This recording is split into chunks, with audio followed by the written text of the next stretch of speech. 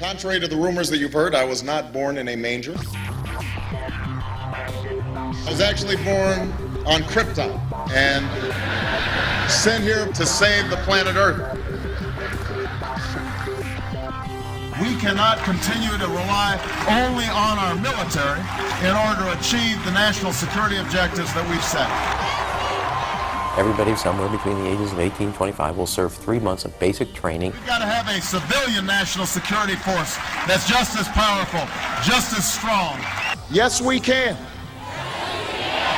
Obama's healthcare plan will include coverage of all essential medical services. Yes, we can. Obama is a cruel hoax. He works for Wall Street. He's an agent of finance capital. Where did you come up with the number $700 billion? Here's the Treasury spokeswoman's quote. It's not based on any particular data point. We just really wanted to come up with a really big number. To Democrats and Republicans who've opposed this plan, I say, step up to the plate. A few members were even told that there would be martial law in America if we voted no. Secretary Henry Paulson is no George Washington. I don't think anyone questions, Mr. Kashkari, that you're working hard. Our question is who you're working for. Obama pledged that he would resume the Security and Prosperity Partnership talks between Mexico and Canada that President Bush initiated.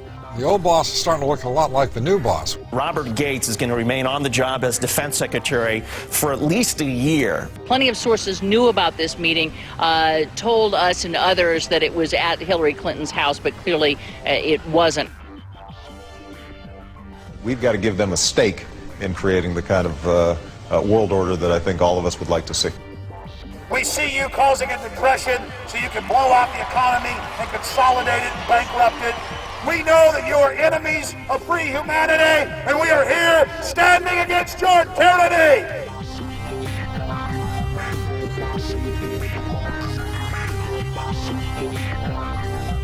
The Obama deception. The truth strikes back.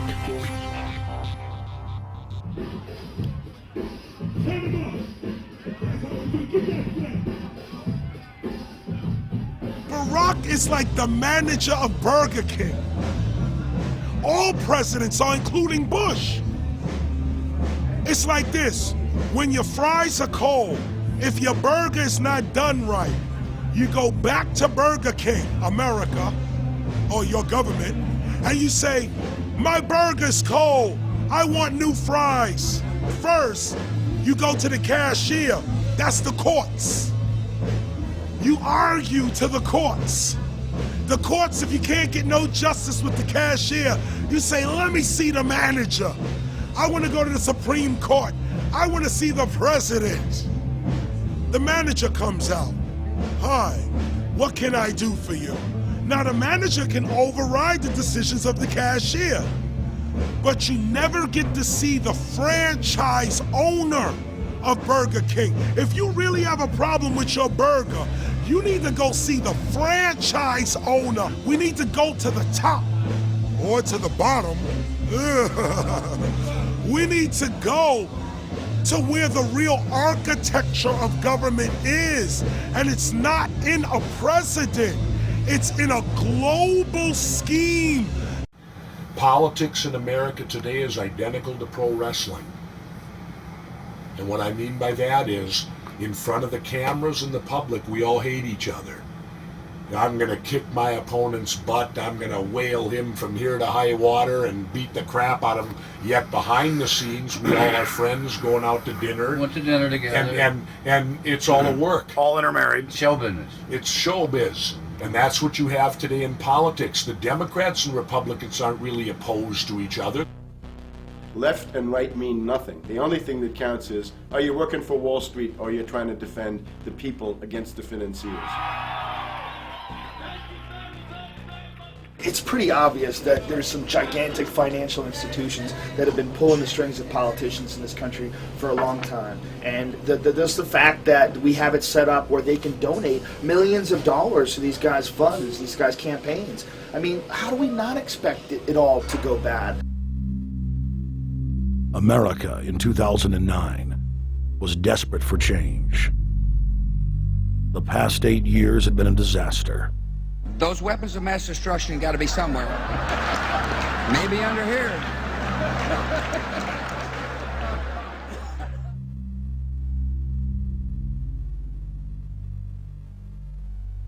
George W. Bush, who had claimed to be a conservative, had tripled the size of the federal government, shredded the Constitution, and destroyed the image of the United States worldwide. Nope, no weapons over there.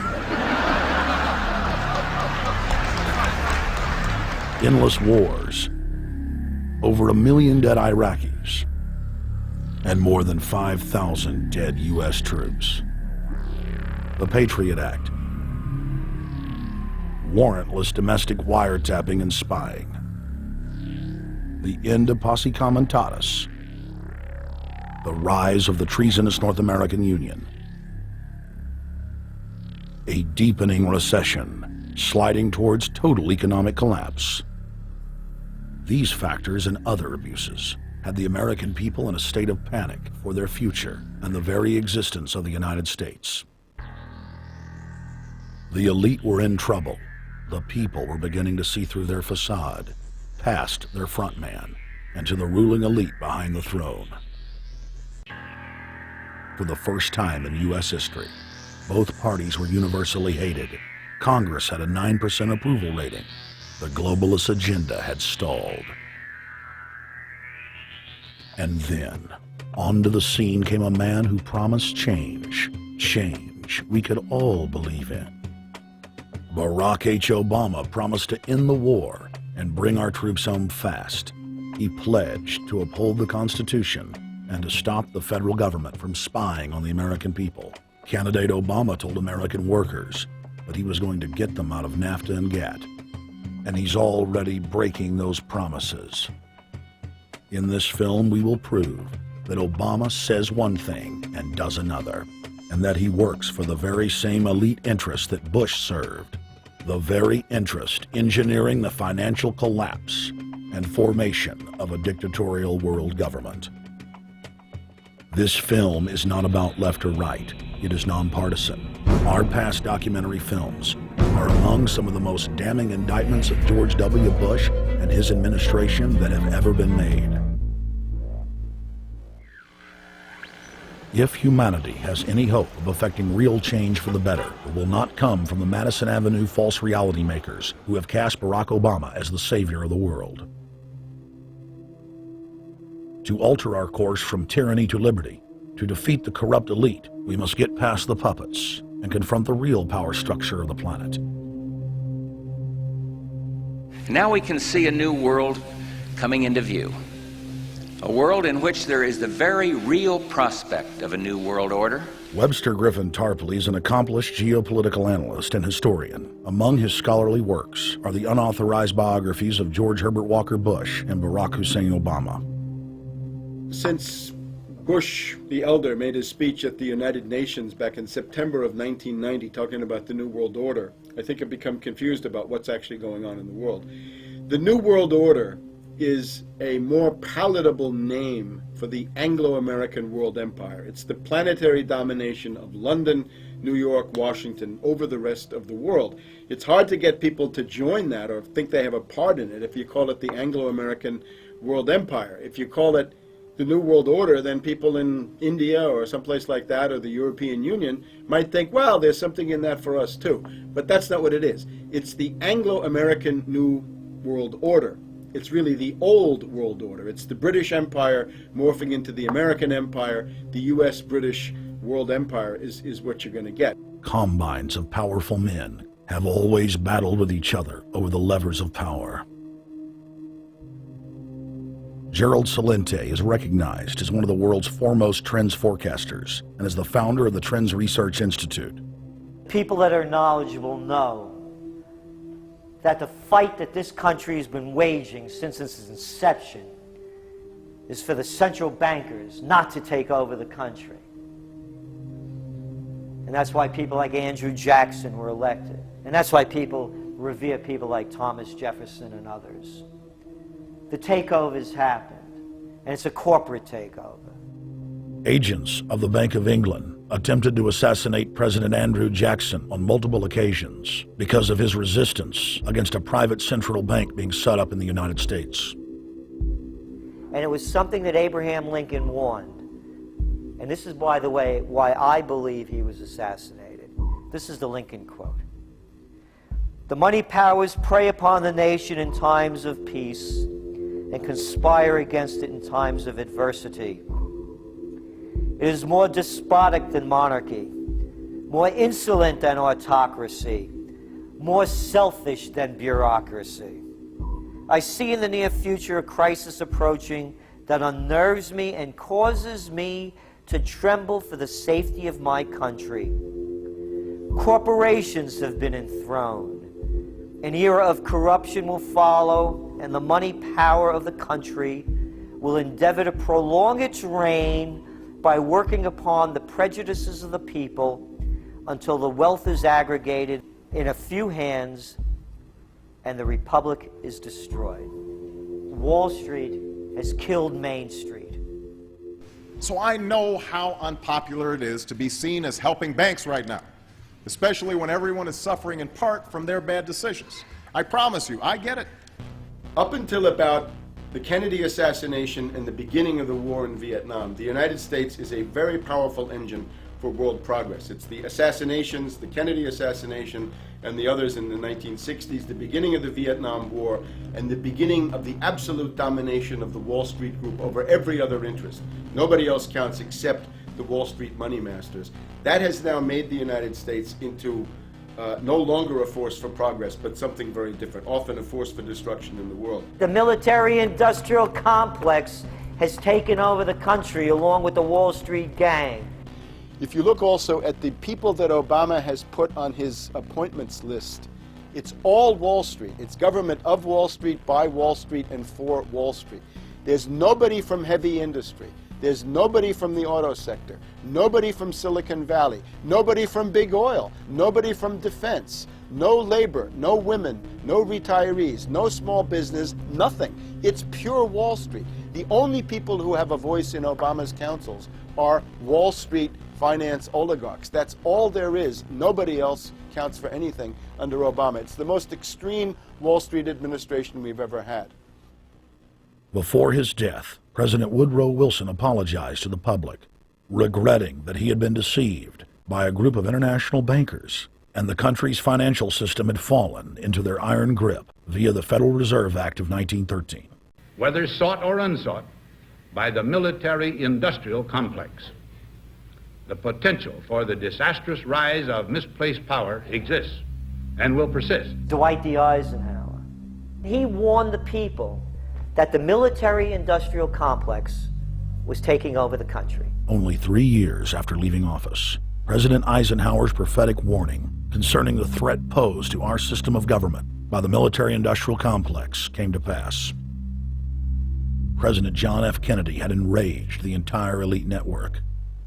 Now, Kennedy was brought in as somebody who was expected to be a puppet. It was thought that his pro-Nazi father, Joseph P. Kennedy, the bootlegger, the speculator, would guarantee that Kennedy would be obedient to the establishment. They thought that Kennedy was a sex maniac who could be manipulated through all of this, but it turned out that through his personal suffering, Kennedy had discovered a personal sense of himself which went beyond just being a puppet, and he began to think about things like economic recovery, world peace, having a space program, making deals with the Soviets, cutting the Federal Reserve down to size, and a whole series of other things. Executive Order number 11110, signed by President Kennedy, began the process of abolishing the private Federal Reserve. Kennedy was also pushing for real civil rights reform and had begun the process of pulling the troops out of Vietnam. The last time you had an actual president was Kennedy. The oligarchs took swift and decisive action. When John Kennedy attempted to take the government back from the robber barons, he was brutally murdered. The message to future U.S. presidents and leaders across the world was clear: do as you're told or die. John Fitzgerald Kennedy was the last true president of the United States. And until the globalists are removed from power, we will never have another real one. The other thing about the American presidency you've got to remember is that this is a puppet post. It's automatically going to be a puppet post. The idea that Obama is somebody who's going to come in and exercise real authority when he's obviously been chosen and given everything that he's got by these financiers. Presidents are now little more than corporate pitchmen who take all the political heat, while the controllers remain in the shadows, safe from public scrutiny. Hip-hop icon KRS-One is not just known for selling millions of albums. He has led a tireless crusade against youth violence and has been a strong voice for human rights.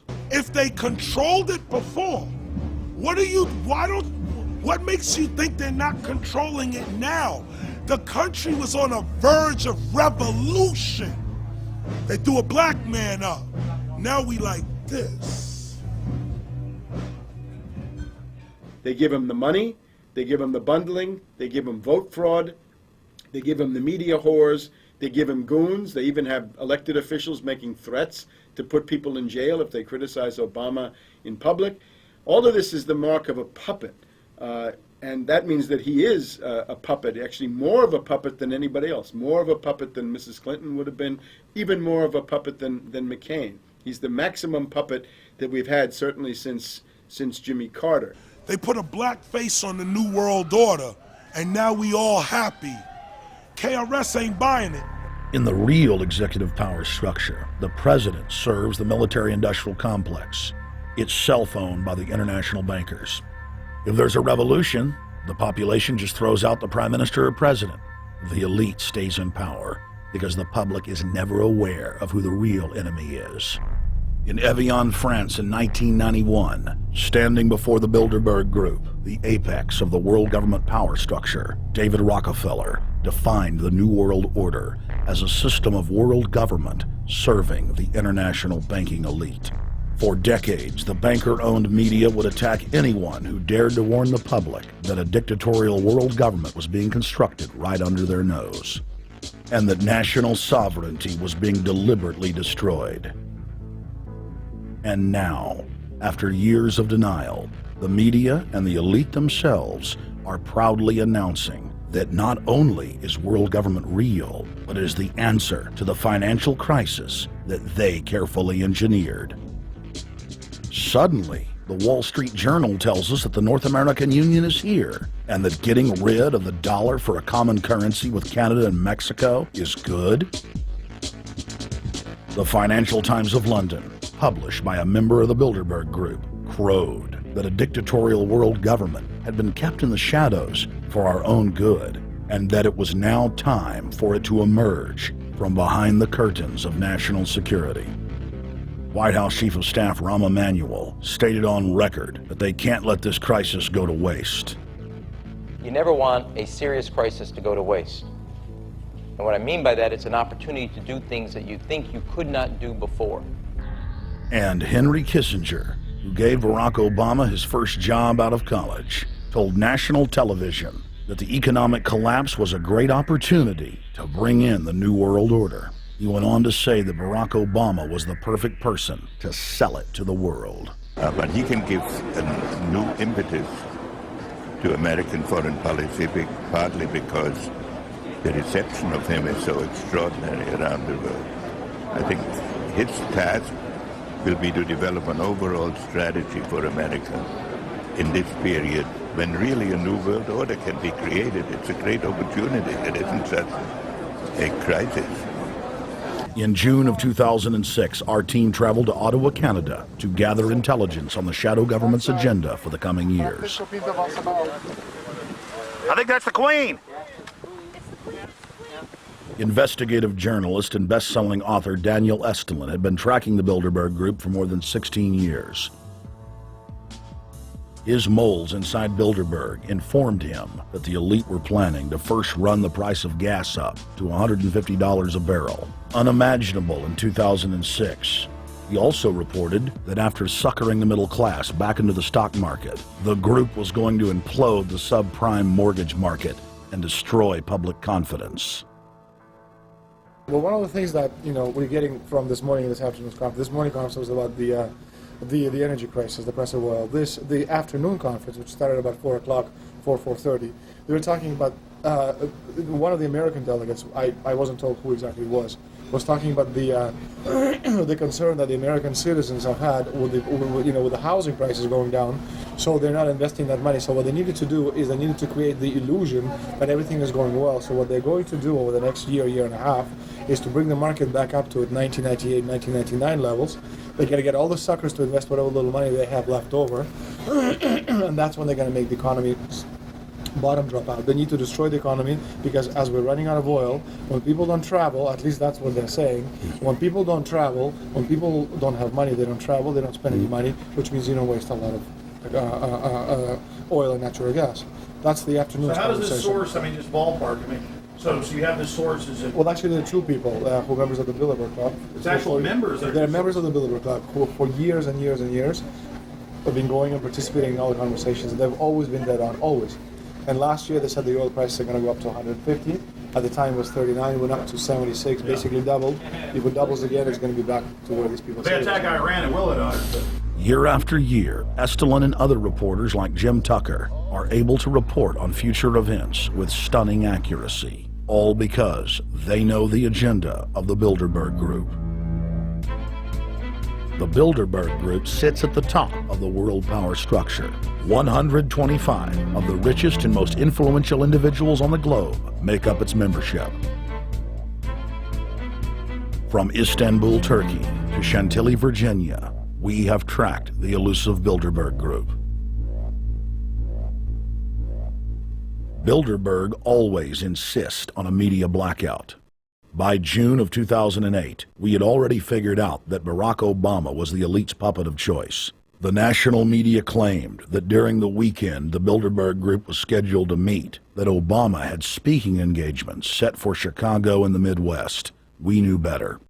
In a classic bait and switch, the Obama campaign told the press corps to get on Obama's campaign plane, and that Obama would join them on the flight to Chicago. Campaign staff then slammed the door shut. The fawning press had been shanghaied as Obama's campaign aircraft lifted off without Obama. Robert, why were we not told about this meeting and that the senator wouldn't be on our flight until the doors were shut and we were about to taxi to take off? Again, we had a desire, Senator Obama had a desire to do some meetings. Others had a desire to meet with him tonight in a private way, and that's what we're doing. We set up these meetings. They're being done tonight. Again,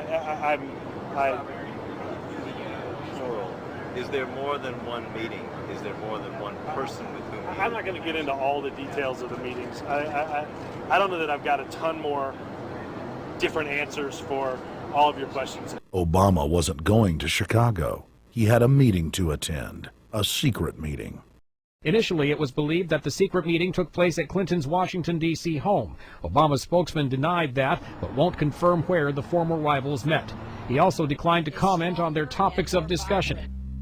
For a day and a half, the mainstream media engaged in a wild goose chase, trying to find out where Hillary and Obama had gone. 3 cover stories later, the corporate press had to admit they had no idea where the 2 candidates had gone. And to this day, Clinton and Obama aren't talking.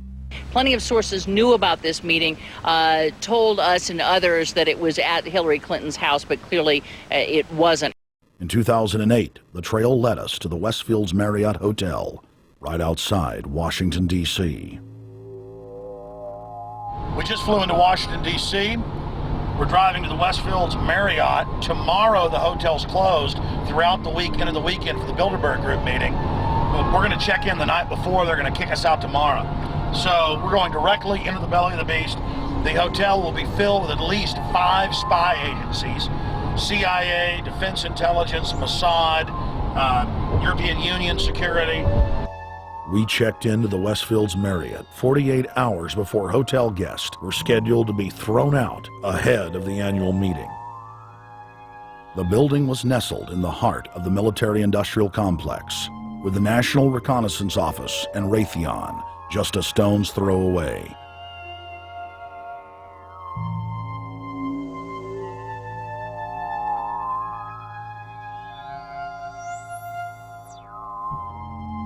The plan tonight is to try to not get arrested, dodge the security, get in there, get some footage of the elite arriving in the morning, because some arrive before they officially lock it down, and then getting out of the building.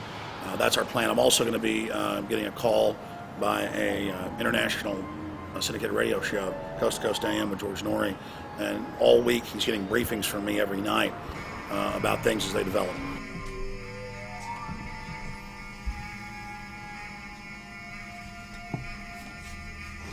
George, we're sitting here in the room. As the phone rings with your producer, Tom Danheiser, to put me on, the fire alarm goes off.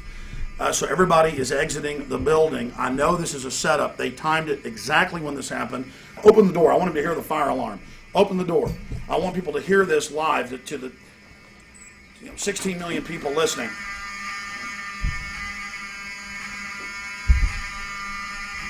George, do you hear that? Now, they're going to use this as an excuse. The Westfields Marriott, right outside D.C. in Chantilly, they want to use this to flush us out of here. They're very upset. Everybody that covers Bilderberg, I was detained 2 years ago, interrogated, screamed at. They said Bilderberg was upset about me, wanted to stop us. This is guaranteed. Everywhere we go, we're followed. We have another hotel across town as a base of operations. They were there questioning us, getting in our faces. We're being followed everywhere. I need everybody's support right now. I pray to God they don't try to set me up. They may have tried to concoct this as some way to say, look, they didn't leave during a fire drill, assessing me knowing I would stay and do the interview. But again, the moment the phone rang with Tom Danheiser, the moment the phone rang, the guys answered it, I'm standing there, the alarm goes off. It's going off right now. The guests are exiting the hotel out there. Of course, there's no fire. This is just absolutely insane. I noticed, too, that there was over 100 security people here today, but tonight we got back and it was a total ghost town, and this is what's insane. We have a security guy walk up to us 30 minutes ago, about 25 minutes ago, before this happened, and said, "What are you guys doing?" We said, "We're just walking around checking out the artwork in the hotel," which we actually were admiring it, but we were also going around getting some footage. And they said, "Well, no cameras allowed." We said, "Fine." And then he said, "Yeah, we had somebody do a fire alarm a few weeks ago, and me and Rob, my camera guy, were on. Why is he telling us about a fire alarm?" I forgot that part, George. These bastards have done this. I don't know how. They're planning to try to set us up or something, but this is incredible. We are here in the middle of this right now, George.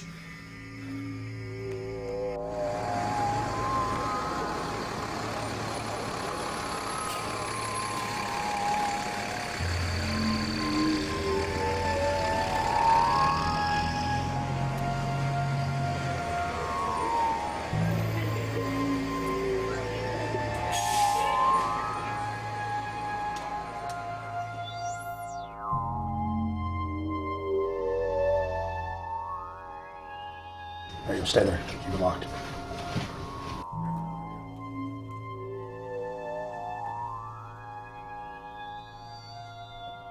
Let's go. Let's get out of here now, Richard. Don't screw around anymore. We got out of here on exactly the right time. Is this the way out? Yeah.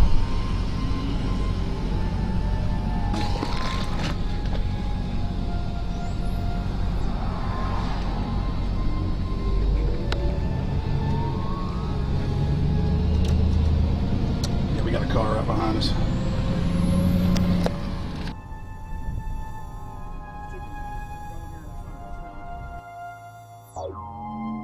You made about, what, 5 turns and 6 turns? The same car's following us?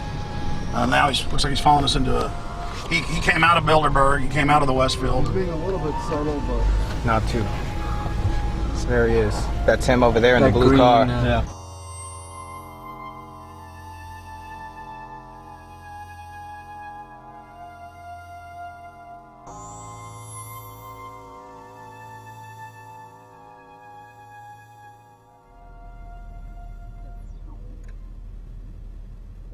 We're headed back to the Marriott here in Chantilly, Virginia, the scene of Bilderberg 2008.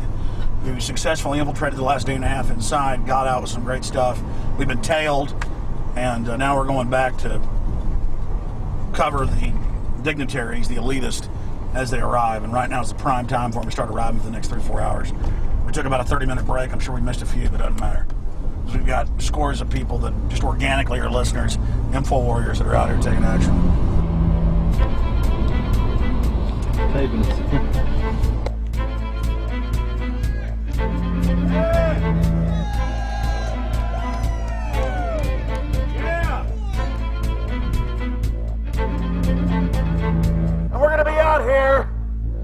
next 3 days, while you try to chart the future of our destiny, we're taking our destiny back. You're not our gods or our masters. We witnessed at least 7 convoys of armed Secret Service entering the Westfield's Marriott, and internal sources confirmed that both candidates did attend at least one meeting inside the conference. While the Bilderberg Group was 100% successful in 2008 at keeping their name out of the mainstream media, they did not fare as well when it came to the exploding independent press. During the entire 2-day event, anti-New World Order protesters and alternative media encircled the hotel. You are being exposed everywhere! From David Rockefeller, from John Edwards, from Bill Clinton. Your game of secrecy is over! You're gonna pay! Get him! It's up close! You piece of shit! You piece of trash! This is Bernanke, man! Bernanke, you're going down!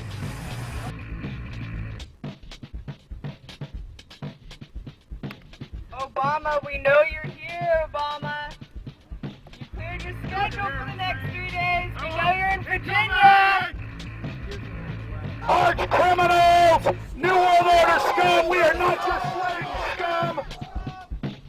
Brave Americans came from all over the United States and bullhorned the main conference hall at close range as the global power brokers schemed inside. You are criminals! You control the central bank, you control the currency, and you're turning our beautiful country and world into a nightmare! The global elite are desperate to keep their organizational meetings a secret. They are keenly aware that if the population discovers that policy is being developed covertly by powerful special interest, the people will revolt. It is our duty to expose these criminals. It's a criminal act under federal law for federal officials to have private meetings to discuss world policy with non-federal workers. So everybody from the State Department, Treasury Department, White House, Defense Department, and others who show up, as they always do, they're committing a criminal act simply by being here to attend a secret meeting with officials from other countries to discuss U.S. policy in the world. So literally it's a criminal act. And every newspaper, every broadcaster has a patriotic duty to expose these scum and the evil they project. The election primaries served as a great diversion, while the true future course of the nation was being set behind closed doors. You've got, obviously, the Bilderberg Group, founded by the former Nazi Prince Bernhard of Holland. You've got the Trilateral Commission, founded by David Rockefeller's Zbigniew Brzezinski. They're the ones who ran the Carter administration. Everybody in the Carter administration, from Carter and Mondale and Volcker and Brzezinski, were all members of the Trilateral Commission. Founding member of rap sensation Public Enemy, Professor Griff, gave us his view of the Obama phenomenon. Barack Obama's been given a pass by the blue bloods. He's been given the okay by certain secret societies for them to let him in. I truly believe imperialism and fascism needs a facelift. And that facelift is going to have to be black. And the reason why I believe that, simply because I think they're trying to go into Africa. Well, they're already in Africa. But they want to totally control all the natural minerals that they're going to need to carry themselves into the 21st, 22nd, and 23rd centuries. You follow me? So I think they have to go through a phase of galvanizing the masses of dark-skinned people that truly believe that change needs to come, but the change that they're talking about is not necessarily change for the better as far as the masses of the people. It's probably a better change for them. It's not going to change for us, the little man on the totem pole. And no one looks at the agenda. Long as he positions himself right, have the right tie on, have the right smile, repeats the slogans over and over and drives it home, the average American is just going to swallow it hook, line, and sinker. And we don't even know what the agenda is. Writing in his 1964 book, With No Apologies, Senator Barry Goldwater said, The Trilateral Commission is intended to be the vehicle for multinational consolidation of the commercial and banking interest by seizing control of the political government of the United States. The Trilateral Commission represents a skillful, coordinated effort to seize control and consolidate the four centers of power: political, monetary, intellectual, and ecclesiastical. What the Trilateral Commission intends is to create a worldwide economic power superior to the political governments of the nation-states involved. As managers and creators of the system, they will rule the future. Bilderberg issues executive decisions and prime directives to its subdirectorates for implementation. The Trilateral Commission takes the Bilderberg Group agenda and executes it through regional roundtable groups throughout Europe, Asia, and the Americas. The Council on Foreign Relations serves as the managing roundtable group in the United States sector. The Council on Foreign Relations has dominated every administration since the days of FDR. The way in which they make policy and rule is that they are a polycentric oligarchical system. You have to be a finance oligarch. Remember, this is not a society ruled by generals, not by priests, not by bureaucrats, not by demagogues, none of those, but by bankers. Bankers rule, and the bankers set up these institutions. They set up things modeled on the Royal Institute for International Affairs, Chatham House, and the Milner Round Table of the period right after the Boer War, so even before World War I. You had the British setting up these round tables, institutes with publications and conferences, and this is how they make policy. Upon Obama's inauguration, members of the Bilderberg Group, Trilateral Commission, and CFR flooded into every position of power in the executive branch, replacing Trilateral Commission and CFR members who previously filled the positions during the Bush administration. When you look at the U.S. ruling class, you'd have to say that they're a really pathetic bunch of failures and bunglers. They are a miserable excuse for a ruling class, and that's one of the big problems we have. Is you go from Clinton to Bush to Obama. What stays the same is the ruling elite that gives these puppets the orders that they act on. And these orders are wrong-headed, let's say, to say the least. They're basically bankrupt. They're going to lead to the collapse of this civilization. What they're doing is using the existence of the United States as a formerly powerful nation-state to act out their Wall Street fantasies of world domination and maintaining their capital structures and maintaining their system of looting. And this can't be done. So the basic question is, they've hijacked our country and you got to take it back from them. You've got to drive Wall Street out of the government, and at that point you'd have a reasonable chance of getting back to prosperity and some kind of peace and order in international affairs. We had a chance to speak with economist and author George Humphrey. They have created a power elite, and we're not talking about the millionaire down the street. You can't even be a member of their club unless you're a multi-billionaire. And friends, this is not about rich versus poor. This is about a very, very small handful of the worst criminal element on this planet, manipulating and destroying the good people of this nation and of this world. About this Obama with change. Look at the people he's put in to mastermind the economic recovery. Larry Summers. I love it. Every time they talk about Larry Summers, he's always brilliant. He's another brilliant one.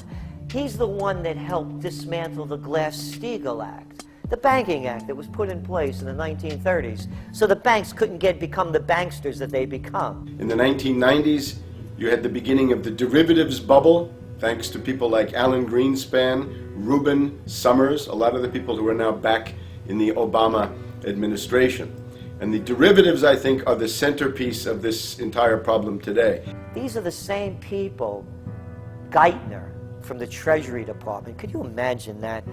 Now we have the U.S. Treasury Secretary, who also is a Robert Rubin protege of the Larry Summers Group, that dismantled Glass-Steagall and broke apart the regulations that would have prohibited the banks and brokerages from becoming these criminals. He was the former president of the New York Federal Reserve. And now he's our Treasury Secretary?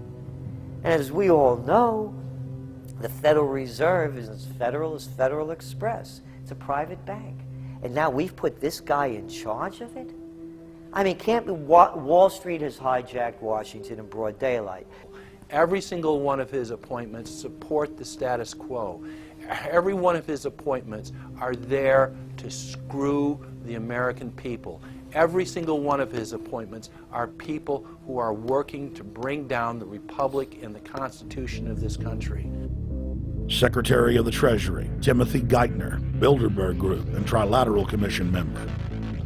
Secretary of State, Hillary Clinton, is a Bilderberg and CFR member. She is also married to Trilateral Commission member William Jefferson Clinton. Ambassador to the United Nations, Susan Rice, Trilateral Commission. National Security Advisor General James L. Jones, Bilderberg, Trilateral Commission, and CFR. Deputy National Security Advisor Thomas Donilon, Trilateral Commission, CFR.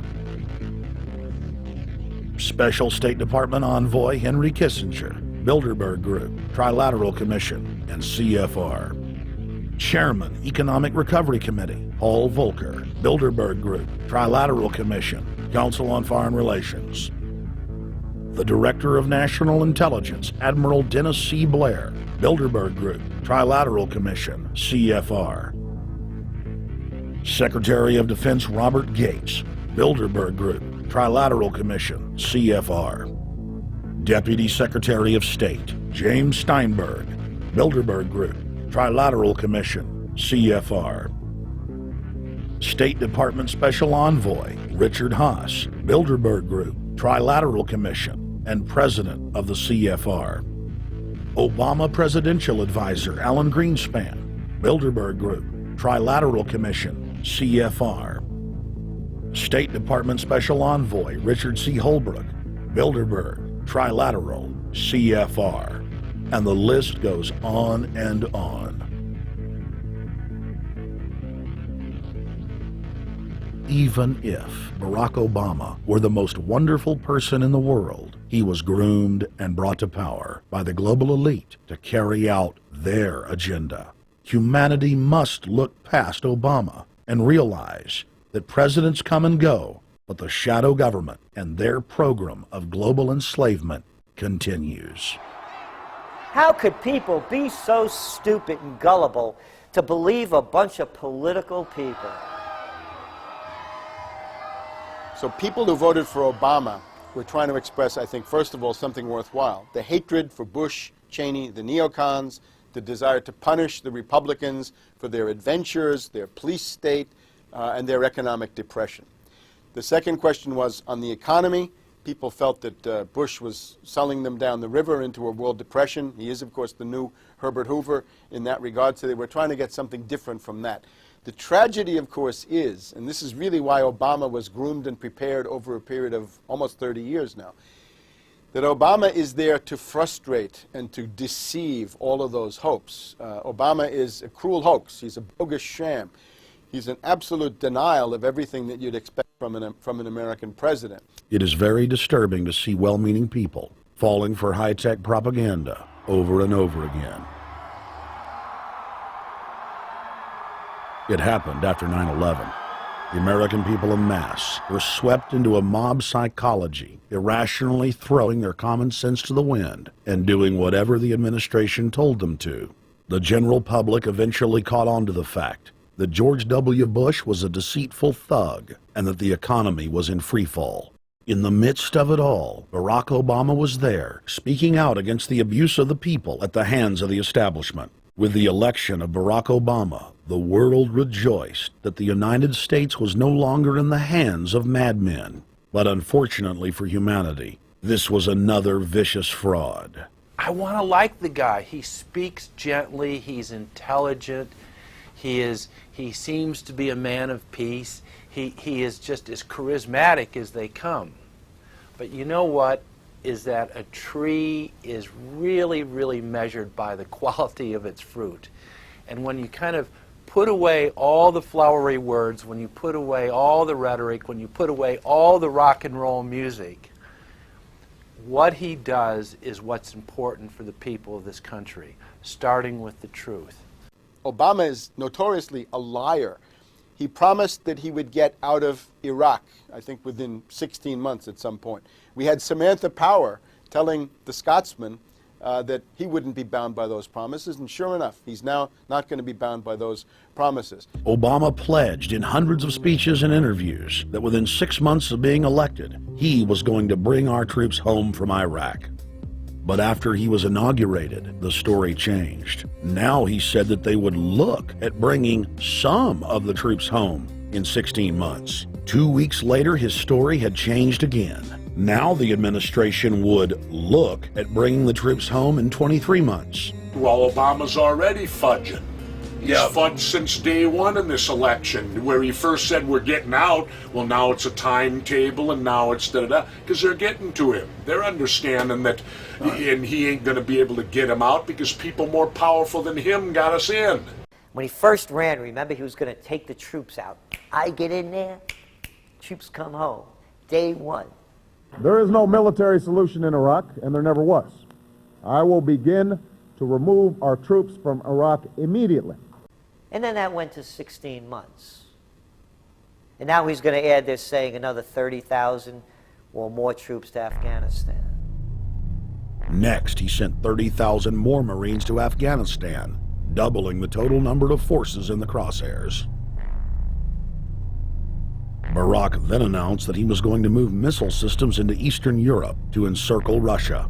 But after all, what should we expect after he kept Bush's Secretary of Defense Robert Gates? The outcome of this policy is if you're constantly meddling near the Russian borders with these fascist creeps, IMF NATO agents like Yushchenko of Ukraine or Saakashvili or Georgia, or these Kaczynski twins in Poland, or various collections of people in Latvia, Lithuania, Estonia, you're tied to these gangsters, and if they decide to start a war, that rapidly escalates into thermonuclear World War III. This is worse than the neocons. Bush and Cheney never got as far as Brzezinski, Soros, and the other people running Obama. Barack Obama swore that he would vote to repeal the Patriot Act, but then he voted for its reauthorization. Obama decried the Bush administration's illegal warrantless wiretapping of the American people. Then he voted to legalize it. Obama pledged that he would filibuster any attempt to give retroactive immunity to the telephone companies, the telecom companies, except he then turned around and voted for that bill. Most people don't know, for example, that he voted to reinstate the Patriot Act and more government wiretapping.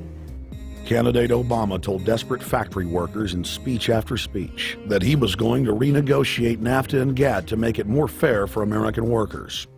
It is absolutely true that NAFTA was a mistake. But then his campaign was caught sending out memos to top corporate leaders, telling them not to worry and that it was just campaign rhetoric. We had Obama saying, you know, I'm against free trade, I don't like NAFTA and all those free trade sellouts. We had Austin Goolsbee going to the Canadian diplomats and saying, don't mind him, he's just popping off, that's just election era rhetoric, doesn't mean anything. Presidential candidate Barack Obama was publicly criticizing the North American Free Trade Agreement in a bid for votes, but privately telling Canadian officials not to worry about it. He said that he was going to bring us peace in the Middle East. He said that he was going to bring us transparency and a balanced economy. He said that he was going to not have lobbyists. He said he was going to clean up government. He said he was going to work for the environment. And point by point by point, within the first month of his inauguration, he has lied and deceived and cheated the American people. The people of the United States and the world were filled with hope that Obama was the real deal when in his first week in office he signed an executive order supposedly closing Guantanamo Bay and other secret prisons. Then the press actually had a chance to read the executive order and were shocked to find that the executive order only said that Obama was thinking about closing Guantanamo in a year. But worst of all, the executive order continued the practice of rendition, which the LA Times called secret abductions. They don't know. They think that he's signed off immediately on closing Guantanamo, but he's allowing prisoners now to be taken to foreign countries and not knowing where they're sending them and to be tortured in foreign countries. They don't know that they kept that provision in there. Obama is now continuing the practice of secret arrest, secret prisons, and most importantly, indefinite detention without trial. When a British High Court said that it was preparing to release secret British and U.S. torture orders that prove that the Bush administration was ordering personnel to systematically abuse detainees, Barack Obama threatened to cut off all U.S. intelligence ties to England. To add insult to injury, he stated that the program was important to national security, not only endorsing Bush's crimes, but continuing them. Obama voted for a reinstatement of the Patriot Act. And by his early deeds already, again, as we saw with the issues of retention, he's willing to send people that have been charged with nothing to be tortured to so-called get the truth out of them. If the makers of this film attempted to cover all of Obama's lies, this documentary would never be released because there are new ones every day. So in the interest of time, we're going to cover one more big one. Barack and his handlers made the cornerstone of his campaign, keeping lobbyists and donors out of his administration. Within hours of being elected, Obama did a 180 and filled the White House and federal government with lobbyists and donors at all levels. Obama picked William Lynn, the top lobbyist for Raytheon, to fill the #2 position at the Department of Defense. Timothy Geithner, former president of the private Federal Reserve Bank of New York, was picked by Obama to be Secretary of the Treasury. Geithner promptly crammed the Treasury Department full of lobbyists, like his Chief of Staff, Mark Patterson, formerly the top lobbyist at Goldman Sachs. Obama appointed top lobbyist to the Saudi royal family, George Mitchell, as the lead Middle Eastern envoy. Obama appointed the king of Wall Street lobbyists, Leon Panetta, to head up the CIA. Obama tapped Tom Daschle, top lobbyist for healthcare firms, to run the Department of Health and Human Services, and the list goes on and on. Then, 3 weeks into his administration, Obama launched a new lie, more outrageous than the previous. With Academy Award-level conviction, he said that he was upset about the banker bailout, which his own Chief of Staff, Rahm Emanuel, another former Wall Street executive, had engineered.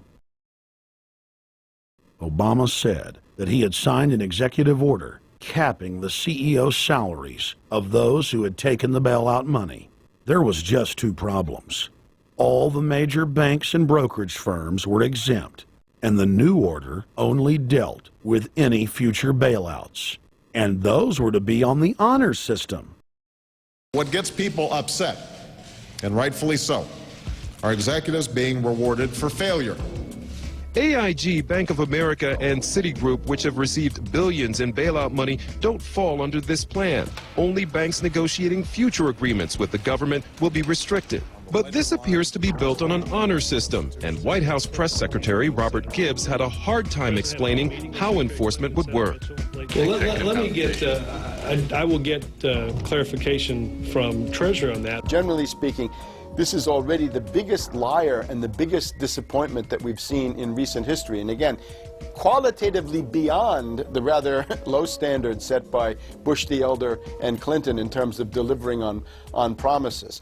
Bottom line, Obama is a fantastic actor and an even better liar. His track record is clear.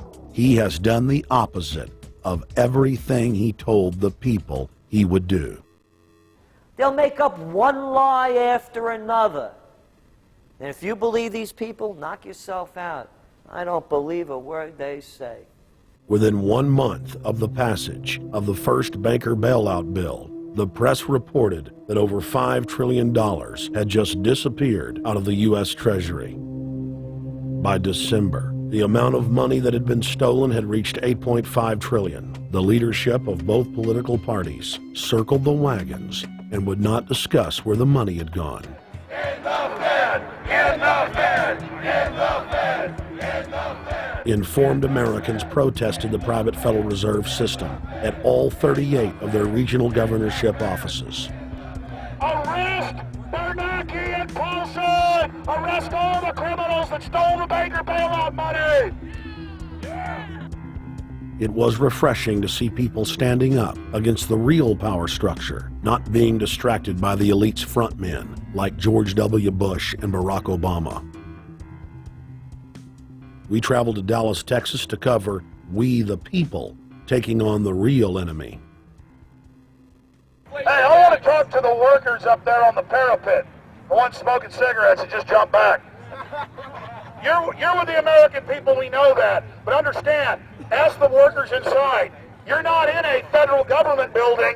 You're in a private Federal Reserve that uses that name as a fraud. That'd be like if my first name was Federal Reserve Jones. I'm still not the federal government. I'm not a federal agency. But if I said my name was Federal Reserve, I could go out and pay off politicians and get them to allow me to get into power so I could issue the currency and credit, and then I could buy up the world. That's what these criminals have done. A lot of people think that the Federal Reserve is already part of the government. They're not. It's controlled by cliques of unelected, unaccountable bankers meeting in secret. Most of these people have never even been through the formality of a Senate hearing or a Senate confirmation. They claim that they're part of the U.S. government. They masquerade as if they were part of the U.S. government. But in reality, this is a purely private operation. Jackals, hyenas, raptors, all of them loyal, not to the American people, but to the Wall Street banks, which is where most of them come from.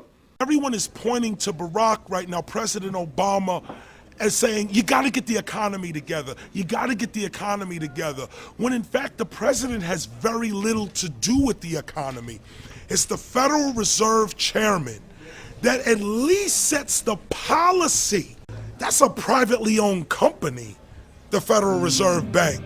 They set the agenda.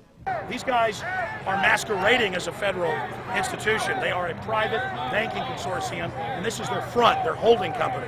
The Federal Reserve is not federal. It's a front for a private banking cartel. And that's on record in congressional testimony, and they're the ones orchestrating the economic collapse we're seeing right now, so that's why we're here. While at the End the Fed rally outside the Federal Reserve Bank in Dallas, Texas, we spoke with Ron Paul's brother, Wayne Paul.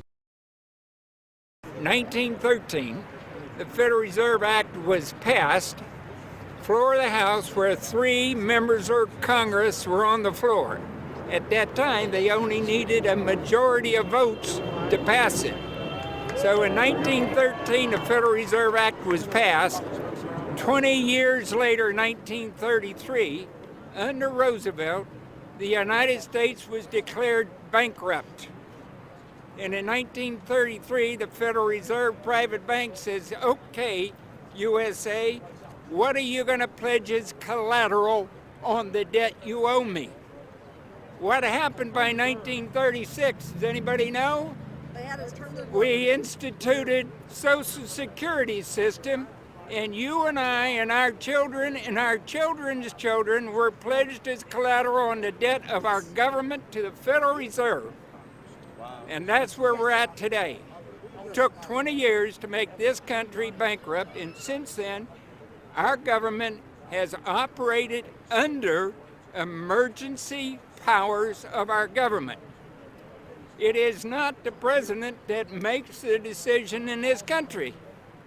It's the Secretary of Treasury who turns around and is put in there by the Federal Reserve to manage the bankruptcy. We've been in bankruptcy ever since. So to print $700 billion and to give it away, how do they get away with it? The manager of the bankruptcy is told by the Federal Reserve this is the way to go. That's where we're at today. Yes, we should point out, Congressman Ron Paul now has a huge amount of sponsors for a bill in the House of Representatives to abolish the private Federal Reserve crime syndicate. In 1913, the money power of the country was taken away from the people. By constitutional privilege, it belongs with the Congress, but it was given up in the Federal Reserve Act. The Federal Reserve is no more federal than Federal Express, but yet it has the power to determine the direction of use of money in our economy. If we could take that power back and put the Federal Reserve under Treasury, we start to be in a position of being able to control monetary policy on behalf of the United States people. The Federal Reserve is totally private, and Alan Greenspan 2 weeks ago on PBS on Lair NewsHour said on record that they are above the law, the Congress, the President, everyone. No court can do anything. We run America. What is the proper relationship, what should be the proper relationship between a chairman of the Fed and a president of the United States? Well, first of all, the Federal Reserve is an independent agency, and that means basically that there is no other agency of government which can overrule actions that we take. So long as that is in place and there is no evidence that the administration or the Congress or anybody else is requesting that we do things other than what we think is the appropriate thing, then what the relationships are don't frankly matter. Notice what Greenspan is saying. Greenspan is saying the Federal Reserve is beyond the law. And in reality, they are in practice beyond the law. Nobody, as far as I know, has ever audited the Federal Reserve. One of the first things we ought to do when we nationalize the Fed is go in there and find out the audit. Who stole money? Who engaged in corruption? There's a whole series of people going back to Volcker, to Greenspan, to Bernanke, and so forth. Think of the arrogance of private group of banks that have bankrupted the nation by design so they can repo the country. A private group of banks that loaned us our own money back are telling us they're above the law. You are not above the law, criminals. No one is above the law. No one is above the law, and the private Federal Reserve sure as hell isn't either. Since the founding of the Federal Reserve back under Woodrow Wilson, the Federal Reserve has struck out 3 times. They didn't stop the crash of 1929. They didn't stop the banking panic of 1932, 1933. And now they are the cause of the derivatives crisis because they're the ones who inflicted derivatives on the world with Alan Greenspan. Instead of our economy being about goods and services and real products and manufacturing, it's all about these guys, the private Federal Reserve that masquerades as a government entity who controls the issuance of currency and credit. They're the ones that have cut off the liquidity in the market. They told us have a debt-based economy. Then they cut it off once they get us under their thumb and implode the economy so they can consolidate it. And that's what they're doing right now. I mean, it's in their own documents, it's in their own statements. They claim, give us unlimited power, give us trillions of dollars with the banker bailout bill that's already $5 trillion, not $850 billion as they say. And we'll get the economy going, but they're hoarding the money and buying up other banks that aren't part of the Federal Reserve, buying up insurance companies, buying up roads, infrastructures, media empires, defense contractors. What the banks do is they implode an economy by cutting off credit, and then once things really fall to a low, and they know the low because then they buy everything up and start then putting more money back into the economy, and then they build it back up. So they build us up and then shear us, build us up and shear us. And they're getting ready. All over the world, they're always shearing some country, imploding it. Comes out in their own IMF and World Bank documents. That's just the foreign arm of the same cartel. And these are the people who claim to be the saviors of the economy, the people who have created every important crisis in the past 100 years, the Federal Reserve. So it's illegal, it's unconstitutional, and it's a failure. And I think the failure is what everybody can see right now. Yeah, what they do is they make you think Clinton's evil in running things. Then, oh, Bush will save us. And then, oh, Bush was evil. Now we'll be saved by Barack Obama, but he's just a puppet. But as we get deeper into this phase, when they implode the economy, they have all the money and all the control. But they also like to pose as the savior. So Obama is meant to be the savior during the Depression, and he'll save us with 1 million person, he said, is bigger than our military, domestic spy force, a 3 million person environmental spy force. So giving people these jobs to be government bureaucrats and spies to go out and manage the other 290-something million Americans. And so this is classical fascism. The communists also do it. Any vertically integrated command and control authoritarian system does this. So they're openly following what the same group of banks did in Germany, Russia. It's in the Communist Manifesto to have a private central bank, because the private central bankers actually wrote the ideas that they had Marx and Engels put out. People go, well, why would the banks want communism? It doesn't exist. They rape us, they consolidate us, they put us into work brigades, they make us slaves, and they say it's a people's paradise. Look at it, boy, you're really doing good. And then they transfer all the wealth of the nation offshore. The globalists are outside all the nations. That gives them safety, and they play countries off against each other. And so that's what we're facing and dealing with. And so they're bringing in classical, hardcore tyranny in the U.S., but we have the internet. We've grown our numbers. The alternative media's exploded. That's why they're trying to move in to shut down and regulate and tax the web, but it's too late for them. They're playing in the 19th century, 20th century rules. It's 21st century, the century of resistance to tyranny. And so it's going to be one hell of a fight with the people and free humanity on one side and the New World Order on the other. And every one of you out there counts, needs to be involved in this fight like nothing you've been involved with before, because this is life and death. Everything depends on exposing these people. Everything depends on showing the people that this is the New World Order, this is the criminals.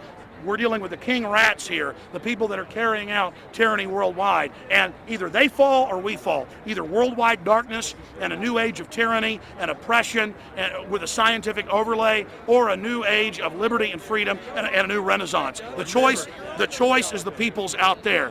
Okay, we can tell you what's going on. You can check it out for yourself and find out it's true. But don't wait. Investigate now. Get involved now. Go out there and reach out now. We don't have time. If you're looking for the solution, look in the mirror. Look right into the mirror, because you out there, men, women, old, young, black, white, doesn't matter. It's going to be up to you if they win or if liberty succeeds and the people have a chance of having any future. These are cold-blooded eugenicists. These are cold-blooded people who think they're God, think that they're our masters, that think that we're animals. These are the guys that funded Lenin and Stalin and Hitler and Mao. These are the guys, it's all on record, that bankroll this stuff. They are hardcore vicious, and they must be resisted. You're watching the Obama deception. We're going to go right back to the film in just a minute. But I wanted to take some time out in the middle of the film to encourage all of you that are watching it online right now to go to Infowars.com and purchase a high-quality DVD of the film. Or you can go to prisonplanet.tv and download a high-quality DivX version to burn to disc or DVD to give to your friends, your family, your neighbor, and your community.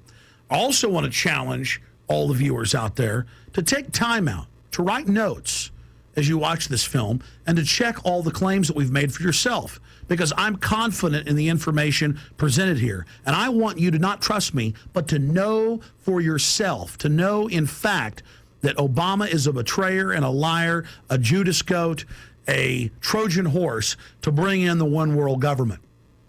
So again, I want to thank you for watching the Obama deception. You can go to Infowars.com and get a high-quality DVD, or watch it in super high quality and burn disc to give your friends, your family, your neighbors, and warn the public at prisonplanet.tv. Now let's cut right back to the Obama deception. Up until about the Kennedy assassination and the beginning of the war in Vietnam, the United States is a very powerful engine for world progress. It's the assassinations, the Kennedy assassination, and the others in the 1960s, the beginning of the Vietnam War, and the beginning of the absolute domination of the Wall Street Group over every other interest. Nobody else counts except the Wall Street money masters. That has now made the United States into no longer a force for progress, but something very different, often a force for destruction in the world. That doesn't need to remain that way. The interest of the American people is to fight to take your government back from Wall Street and make the United States a force for progress in the world, which we easily could do if we could just break the power of the people behind Obama. The main banks of Europe, which were started by Adam Weishaupt and Rothschild, the Banque Nationale de Paris, the Bank of England, the Bank of Italy, have all financed the messianic and war leaders of the last 200 years. Napoleon, Lenin, Stalin. They backed Adolf Hitler. They backed Franklin Delano Roosevelt. And they are backing right now Barack Obama. The banking cartel had established a beachhead in 1913 through the Federal Reserve Act. In 1947, they set up a parallel shadow government through the National Security Act. From 47 on, the national security state began the long process of absorbing federal and state bureaucracies, while at the same time undermining the constitutional power of Congress and dominating the executive branch. By controlling the issuance of currency and credit, the private Federal Reserve was able to buy up most of the Fortune 500. And if a company wouldn't sell, the bankers would unleash federal regulators to run them out of business. Private central banks in Europe, the United States, and England took taxpayer money and loaned it at over 30% interest to third world nations. The bankers would then bribe the leaders of those countries not to pay back the loans. Their third world puppets would sign agreements stating that when the country defaulted, the banks would be given all the natural resources and infrastructure of the once sovereign lands. But worst of all, the countries would pledge future taxes paid by the people in perpetuity as profit to the private banks. By the year 2000, there were few nations that had not fallen to the designs of the money power. The globalists were now ready to start their final phase of world government takeover, the destruction of the Western nations' economies. To carry out their final takeover, they first removed banking regulations like the Glass-Steagall Act in the late 1990s. This allowed their front companies to issue unlimited credit to the world and to set up colossal Ponzi schemes, the likes of which the world had never seen. The scams were advertised by the controlled corporate media as completely legitimate. Because of the fantastic returns, private investors, corporations, state and local governments invested heavily. They had taken the bait, hook, line, and sinker. To destroy confidence, in late 2007, the bankers themselves began to badmouth the scams they had created. Next, the central bankers cut off the tsunami of fiat money that they had been using to pump up the bubble. When Congress and the public refused to write the finance oligarchs a blank check, the bankers began to engage in financial terrorism. They said that the world would go into another Great Depression unless their demands were met, further destroying confidence. The stock market instantly had its biggest one-day loss in history, but even that wasn't enough to force Congress to capitulate to the offshore banks. Senator Inhofe of Oklahoma and Congressman Brad Sherman of California, amongst others, told the world that the entire Congress had been threatened with martial law by the White House and the Treasury Department if they didn't pass the so-called banker bailout bill. The only way they can pass this bill is by creating and sustaining a panic atmosphere. That atmosphere is not justified. Many of us were told in private conversations that if we voted against this bill on Monday, that the sky would fall, the market would drop 2,000 or 3,000 points the first day, another couple thousand the second day, and a few members were even told that there would be martial law in America if we voted no. That's what I call fear-mongering. Unjustified. The final version of the bill was kept secret from the Congress until minutes before the vote on October 3, 2008. The Federal Reserve had promised total transparency, that every dime would be accounted for. To Democrats and Republicans who've opposed this plan, I say, step up to the plate. Let's do what's right for the country at this time, because the time to act is now, to prevent the possibility of a crisis turning into a catastrophe. After its passage, the public learned with horror that the bill was really a financial coup d'etat by Wall Street. The bill didn't just give $700 billion to the banks. It was a blank check. And as of February 2009, $9.7 trillion has disappeared into a black hole. Within 24 hours of its passage, Secretary of Treasury Henry Paulson said they were no longer going to use the money to unfreeze the mortgage market by buying bad debt. We went to Congress. Illiquid assets look like the way to go. As the situation worsened, the facts change. I will never apologize for changing an approach or strategy when the facts change. Paulson has, in the meantime, admitted that the subprime mortgage crisis is not the cause, really, of the breakdown of the entire world banking system and the bankruptcy of most of the banks in London and in Wall Street. He said, oh, we're going to buy up toxic assets, but we're not going to worry about subprime mortgages. What he's talking about is derivatives. Derivatives are the center of the crisis. He went on to say that where the money was going was a secret. I believe that banking institutions are more dangerous to our liberties than standing armies. If the American people ever allow private banks to control the issuance of their currency, first by inflation, then by deflation, the banks and corporations that will grow up around the banks will deprive the people of all property until their children wake up homeless on the continent their fathers conquered. The issuing power should be taken from the banks and restored to the people, to whom it properly belongs. Thomas Jefferson, 3rd President of the United States. Secretary Paulson came in with the Vice President and Fed Chairman Bernanke and made all these assurances that there was absolutely a critical, immediate need to get rid of the corrosive derivative products, you know, all the different names for this, you know, ubiquitous, you know, sub-S, retraded credit default swap, blah, blah, blah, blah, okay? But they talked about them as though they knew what the hell they were.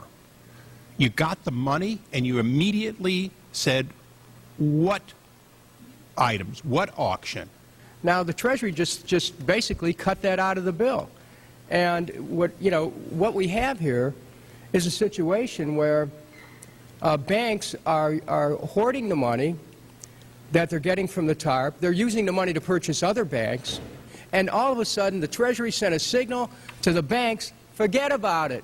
We're going to give you the money that you want, and you do what you want with it. Unless you direct it specifically, it's not going to happen. I don't think anyone questions, Mr. Kashkari, that you're working hard. Our question is who you're working for. Throughout its passage, President Bush and Senator Obama worked in tandem to get Congress to pass the bill, without even having time to read it, despite the fact that in major polls, 98% of the American people were against the bill. The leadership in both parties were for it.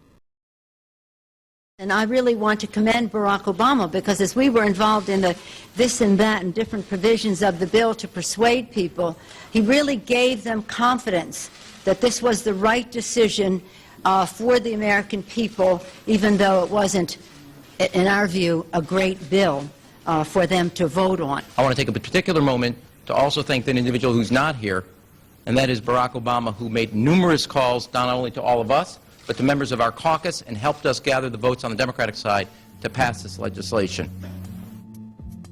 Bankheads then bragged to the press that they were hoarding the bailout money and using it to buy up smaller, healthy banks and insurance companies. Their plan was working like a charm. Next, the central bankers loaned the federal government back $787 billion of our own money at interest for President Obama's so-called stimulus package. And just like the banker bailout, Congress was given less than an hour to read the 1,070-page-plus stimulus bill. Barack Obama, who had pledged on the campaign trail to wait 5 days before a bill could be voted on so that the Congress and the people could have a chance to read it, said that the stimulus was too important and it had to be passed before anybody could see it or read it, or the crisis would turn into a catastrophe. Doing little or nothing at all will result in even greater deficits, even greater job loss, even greater loss of income, and even greater loss of confidence. Those are deficits that could turn a crisis into a catastrophe, and I refuse to let that happen. After its Friday passage, in gangster fashion, President Barack Obama took a 4-day vacation and said that there was no rush to sign it. The spending bill was really a takeover bill, designed to further federalize the states and to pay off rich donors that had donated to both parties. As the world slid deeper into depression, the bankers celebrated the fire sale that they had created. I believe the phrase burdens of the office is overstated. You know, it's kind of like Why me? Oh, the burdens, you know. Why did the financial collapse have to happen on my watch? It's just pathetic, isn't it? Self-pity. And I don't believe President-elect Obama will be full of self-pity. With their access to unlimited fiat capital, they could now buy up sectors of the world economy not already controlled by them. For over a century, the Anglo-American establishment had worked to bring the world system to this point. Artificially engineered global bankruptcy. In an address before the Trilateral Commission in June of 1991, David Rockefeller laid out the elite's ultimate goal. The supranational sovereignty of an intellectual elite and world bankers is surely preferable to the national autodetermination practiced in the last centuries. Now that the bankers were holding the world hostage, they issued their ultimatum. The only solution to restart the global economy would be to set up a planetary government ruled by a new Bank of the World, a Bank of the World owned and controlled by them. Suddenly, hundreds of prominent publications announced the solution, the people's only salvation. Time magazine, in an article titled "The New World Order," said that the new super bank would control the world's currencies and set interest rates, and that the new bank would, quote, knock the heads of bad countries like the United States. At a meeting of central bank heads and finance ministers dubbed Bretton Woods II, the plan for world government was unveiled by the very bankers that had engineered the collapse. Formerly sovereign countries would now pay their taxes directly to the banking cartel. Hundreds of new carbon taxes, controlling every facet of human activity, would only be the beginning. Now all the elite had to do was to sell the public on accepting the final phase of their takeover. And it's Obama's job to sucker the public into standing down so the bankers' agenda can move forward unhindered. Never before in U.S. history has the media gotten behind a president like they are behind Obama. The press has pulled out all the stops, bestowing a crown of infallibility upon Obama as the savior of the people. The elite are betting everything they've got on Obama's charisma and hoping that he can sell the world on their program of tyranny. Yes, there have been differences between America and Europe. No doubt there will be differences in the future. But the burdens of global citizenship continue to bind us together. A change of leadership in Washington will not lift this burden. In this new century, Americans and Europeans alike will be required to do more, not less. Partnership and cooperation among nations is not a choice. It is the only way. We've got to give them a stake in creating the kind of world order that I think all of us would like to see. In truth, Obama is not simply continuing George W. Bush's policies. He is radically expanding them. I thank President Bush for his service to our nation. This film has documented the painful fact that Barack Obama's agenda is the complete opposite of what he has claimed it to be. Now we will reveal what Barack Obama and his controllers' true agenda is. Number 1. Bring the United States under the complete regulatory control of a private offshore superbank known as the Bank of the World. More than 100 new taxes are now being developed under the umbrella of curbing greenhouse gases. The new taxes will be paid directly to the private bank consortium. At the producer level, taxes will be paid on farm animals' flatulence. At the consumer level, there will be carbon taxes on all forms of meat, beef, poultry, pork, and fish. All cars will be fitted with satellite tracking boxes that will tax driving by the mile. And an added tax will be placed on all fossil fuels, including motor oil and natural gas. All plastic products will have a carbon tax added. Outdoor space heaters and fireplaces are to be taxed. All electricity produced by coal-powered plants will be taxed. Under the cap-and-trade system, citizens will be forced to pay taxes on thousands of products to private cap-and-trade services owned by Al Gore and other elitists. There will be taxes on light bulbs, water, trash pickup, air travel, train travel, bus, ship, medicine, steel production, mining, clothing, laundry, asphalt are just a few of the new taxes to be levied. But to truly transform our economy, to protect our security and save our planet from the ravages of climate change, we need to ultimately make clean, renewable energy the profitable kind of energy. So I ask this Congress to send me legislation that places a market-based cap on carbon pollution and drives the production of more renewable energy in America. That's what we need. The notion of anthropogenic global warming is a fraud. In other words, the idea that the planet is getting warmer and that human activity is somehow responsible is a pseudo-scientific fraud. It's a big lie. It's a monstrosity. Remember the Nazis, they had race science, race hygiene. They said Aryan blood is different from any other kind of blood. This was, of course, idiocy, a fantastic piece of nonsense. Today, we got something similar.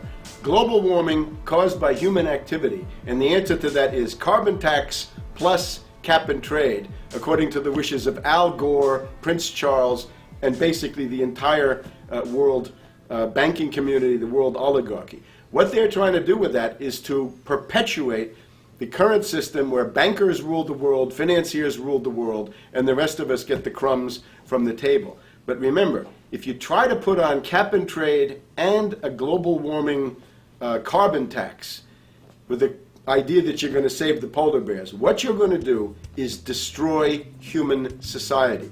You're going to cause genocide on a massive scale. The deaths will be measured in the hundreds of millions and indeed in the billions. Just the idea of global warming means that there'll be no development for Africa, no development for the poorer parts of Southeast Asia, and no world economic recovery of any kind ever in our entire lifetime. So it's important to expose and fight the pseudo-scientific fraud of global warming. One more point about this. You don't need a climatologist to know that this stuff is a fraud. I'm a historian.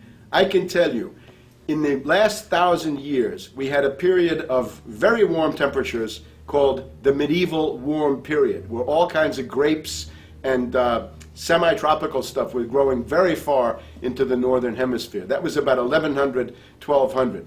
It happened to correspond with an all-time maximum of sunspots. Right now, we can say that we're going into another maximum period where there'll be some warming, but we're well within the limits of the medieval warm period.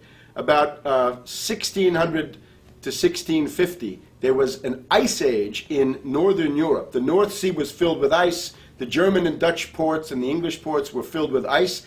That corresponds to an all-time minimum of sunspot activity, the Spörer minimum and the Maunder minimum. So this has largely got to do with solar activity. We can see that other planets, not just the Earth, are warming slightly as a result of increased solar activity. But we're well within the minimum. So what the oligarchs claim to be an open and shut scientific case is a piece of pseudo-scientific nonsense, and it should be rejected.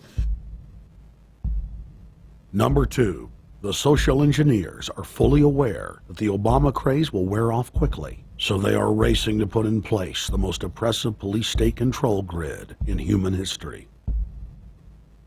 20,000 battle-hardened regular Army troops are now being deployed to patrol the streets of the United States.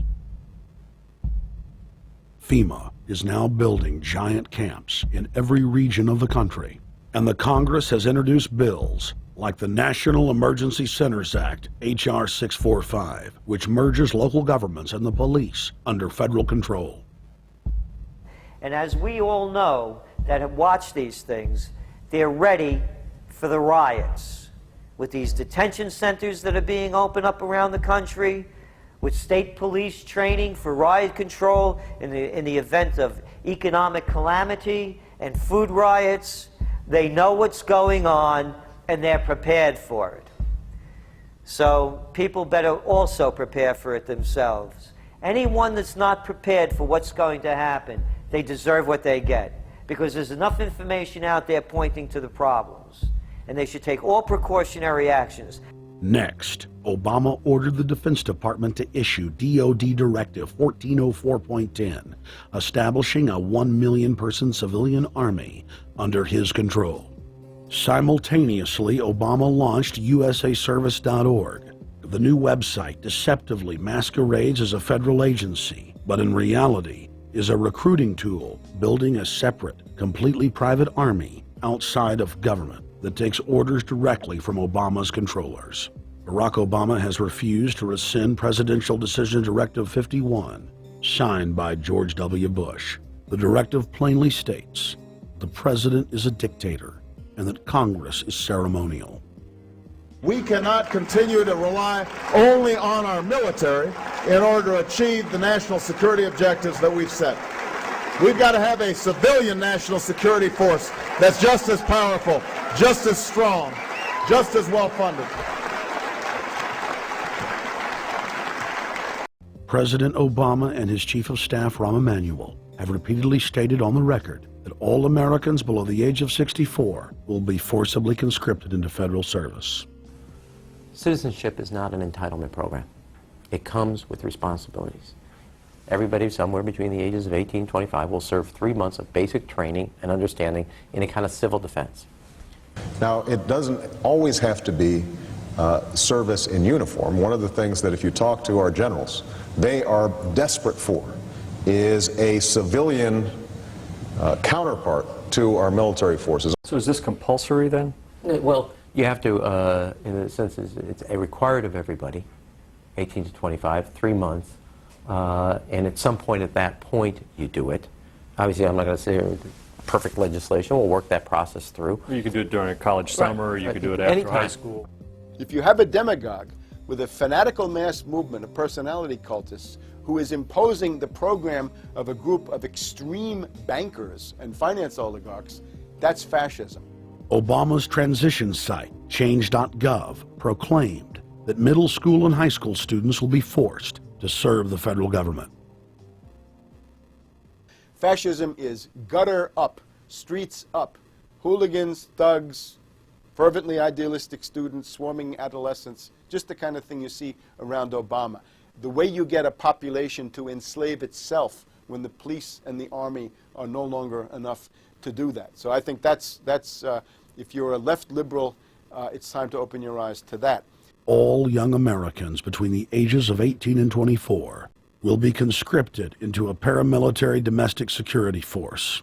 If Obama has his way, adults and seniors will also be forced into other forms of service for the betterment of the homeland. Number 3, disarming the American people. Obama operatives in the Congress have introduced more than 10 bills that would end the Second Amendment as we know it. H.R. 1022 would allow the new Attorney General Eric Holder the dictatorial power to ban any gun he wishes at will. In 2008, before the Supreme Court, in the D.C. gun ban case, District of Columbia versus Heller, Holder argued for the complete disarmament of the American people and that only the military should own firearms. H.R. 257 would ban all youth shooting sports, including YMCA and Youth Olympic shooting clubs. H.R. 45 would force all gun owners to undergo federal psychological screening, registration, and testing to keep their firearms. White House Chief of Staff Rahm Emanuel has proposed the extrajudicial banning of any American on the fraudulent no-fly list from owning any firearm. That is, if you are on the no-fly list because you are known as maybe a possible terrorist, you cannot buy a handgun in America. Over 25,000 Americans are added each month to the no-fly list, which numbers over 1 million people who have not been charged or convicted of any crime. It's a case of mistaken identity for a 5-year-old boy from Normandy Park. He had trouble boarding a plane because someone with his same name is wanted by the federal government. King 5's Mimi Jung is live at SeaTac Airport to explain. Mimi.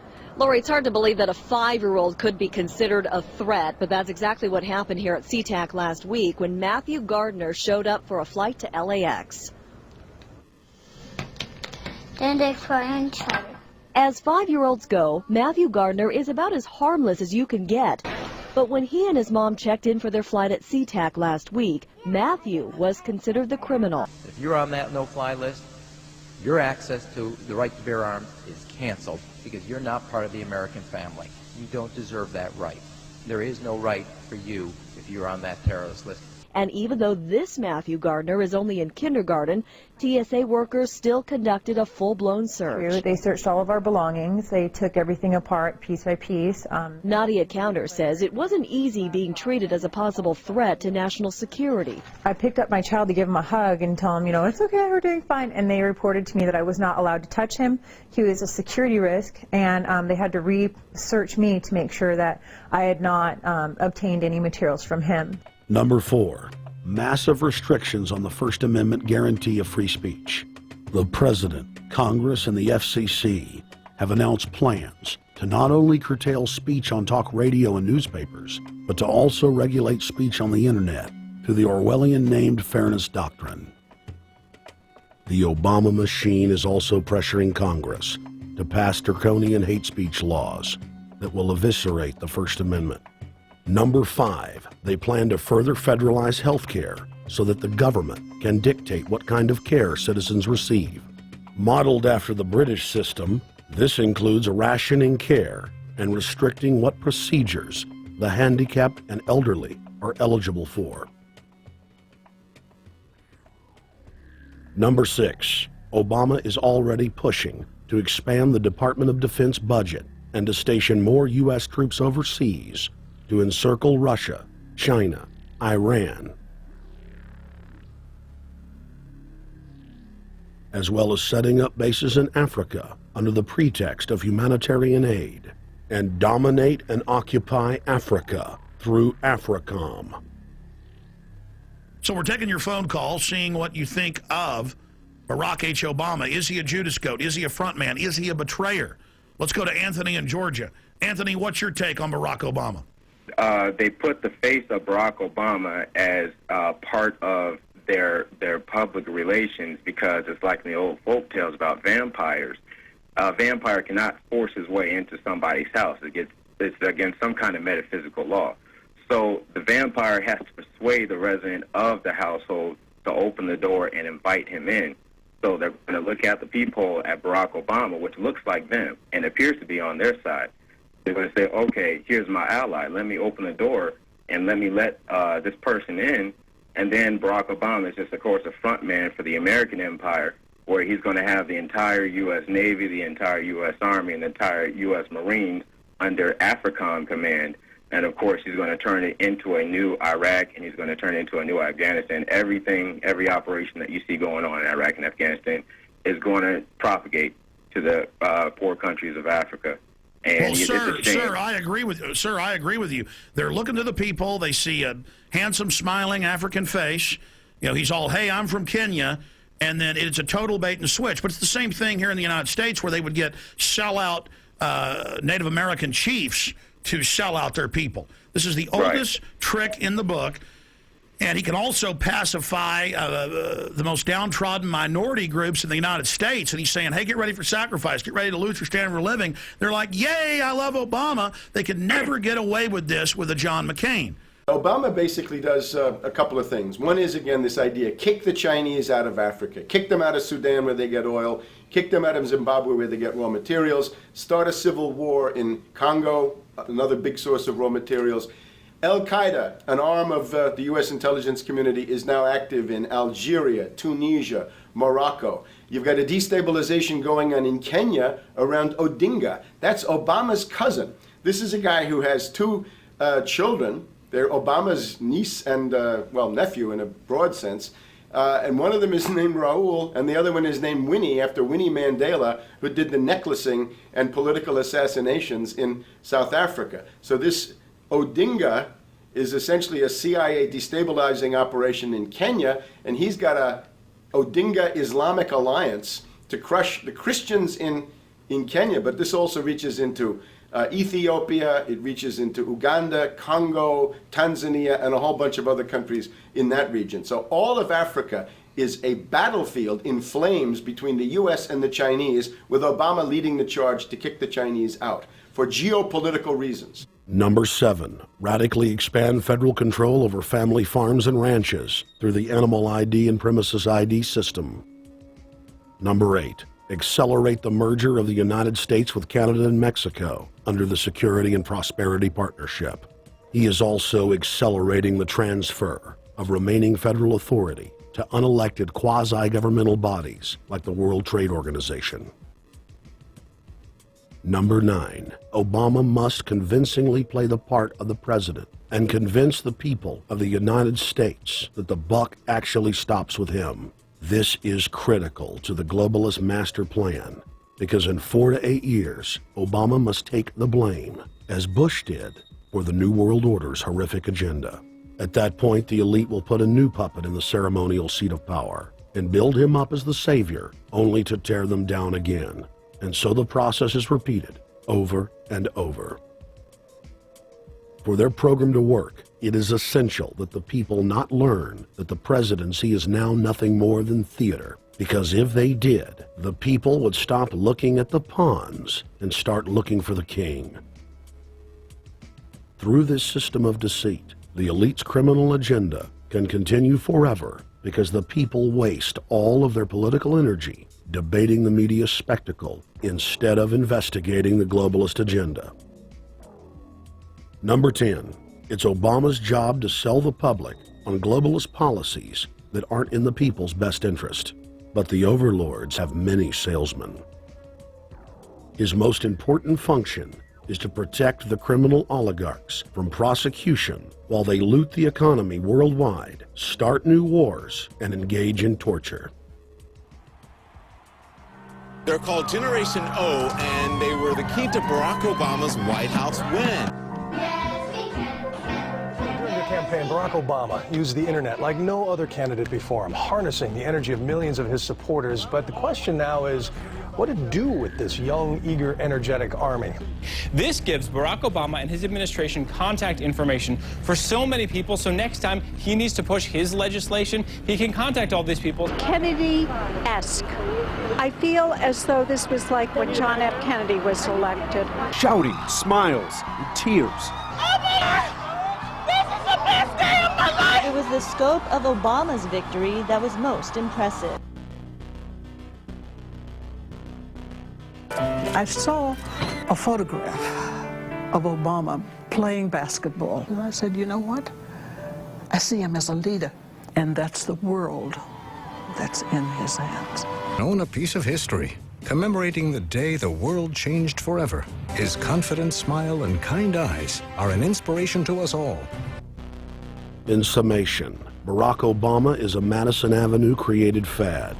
All of the crazed Obama worship, being pushed by the corporate media, is scientifically designed to capture the public in a net of peer pressure mass euphoria. If the New World Order can just distract the public for a few more years, the elite can finish constructing their police state control grid. Now, a lot of times, we don't want to know the issue. Right. We don't want to know the issue. We feel, what do you call this thing where you get this false sense of gratification, but because a black man is in office, everything's going to be all right. No, everything's not going to be all right. Yeah. Until you look into the agenda and what the Democratic Party has been about, is about, and will be about, regardless if Barack Obama is the president or not. And that's real. Barack Obama is the perfect Trojan horse. He makes the people feel like they finally have a place at the table, even as he betrays them. I won't have to worry about paying my mortgage. Oh, it's such a blessing to see you, Mr. President. Thank you for taking time out of your day. Never in my life would think that this would ever happen. Sadly, many Obama supporters can't see what's right in front of their faces because they've already invested their very identity in this artificially created cult movement. Throughout history, it has happened over and over again. People turn their intellect over to cult of personality mass movements, and it's happening again. The evidence presented in this film is documented fact. And those that ignore what history has taught us do so at the peril of us all. As frightening as the information in this film is, there are many things we can do to stop the globalist agenda dead in its tracks. First, we expose the cult of Obama for what it is, a sad hoax. Next, realize that we are all being propagandized 24/7.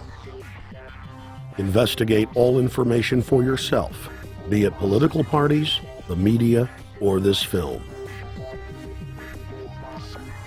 Be aware of the tricks that the elite use, like the staging of false flag terror attacks and other crises. Rediscover the Constitution and Bill of Rights. Promote a culture of true liberty. There is a reason the internationalists are attempting to destroy the sovereignty of all 50 states. They know it is one of the biggest threats to their domination. The federal government has been completely hijacked by foreign interest, and more than 25 states have recognized this fact and are moving to block the New World Order at the state level by declaring their 10th Amendment powers. But most important of all, there is a huge awakening taking place in the United States and across the world against the globalist agenda. Free people everywhere are joining together and saying no to corruption and tyranny and no to world government. This is the center of endurance, and endurance is what wins wars. Not how many people you kill, but how long can you endure. George Washington lost almost every battle he had, but he endured. He out-endured the British, and that's how the battle was won, endurance.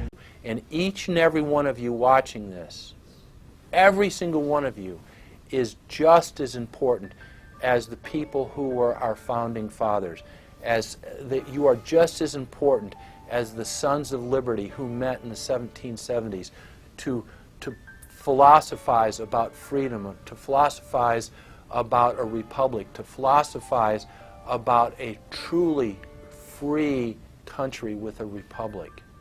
There's 1 billion people on the planet. It only takes one to change it. Are you the one?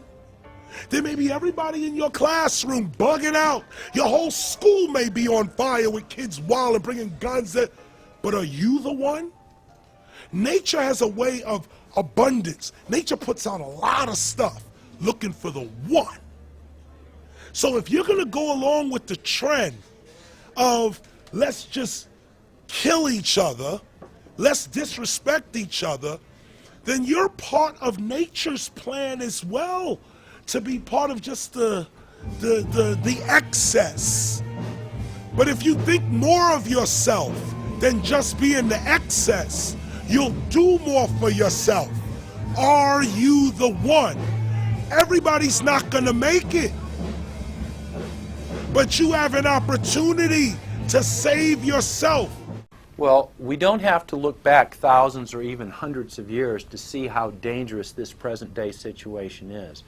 We can look back to Bolshevik Russia. We can see the takeover by the Bolsheviks talking about the people's revolution, talking about the positive change. And Lenin came in and then Stalin. The fact is that over 40 million Russians between 1925 and 1940, good Russian, people who were Christians, people who had their own businesses, people who were educated, they were exterminated because they had their own business, because they were educated, because they believed in God's law. We can look over at Germany. Germany was in a very, very terrible economic situation, and this very charismatic leader called Adolf Hitler comes in. He makes the roads good, and he promises a better life for the people. And within 10 years, you see a completely nationalized, centralized, dictatorial situation where millions and millions of people were exterminated. And then we can go to Maoist China. Mao came in, he promised change, he promised a better life, and within 5 years, 60 million Chinese were exterminated. They don't teach that. They don't teach that in the schools these days, and it wasn't that long ago. And I pray to God that this will not happen in the United States. And the way it won't happen is if you and your friends and all of us together take action to say no. This country is too precious. It's too wonderful. It's too good of a place to lay down as a victim. Greatness could arise once we break the shackles of the government that's holding us back. One thing America has more than any other country is an entrepreneurial spirit.